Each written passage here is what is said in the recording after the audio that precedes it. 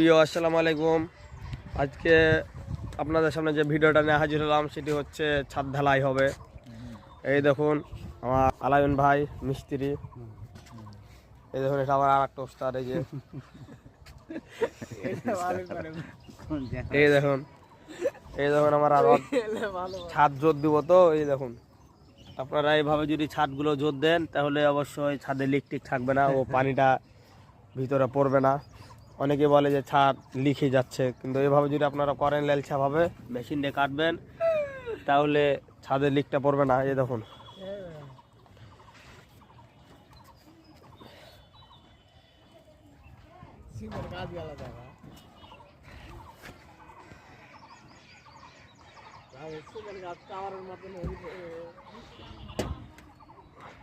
দেখতে পাচ্ছেন আপনারা চারদিক ছাদ ঢালাই হবে। এখন শুরু করব আর আমার পা ঢালাই দেওয়ার জন্য মিস্ত্রিগুলো।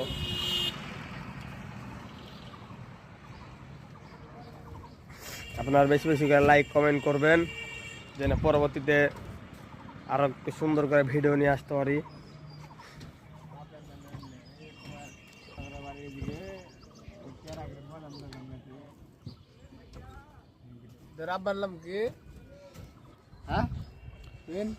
হ্যাঁ, বাবার নাম কি কইছি পর আগে ভিডিওটা করলি?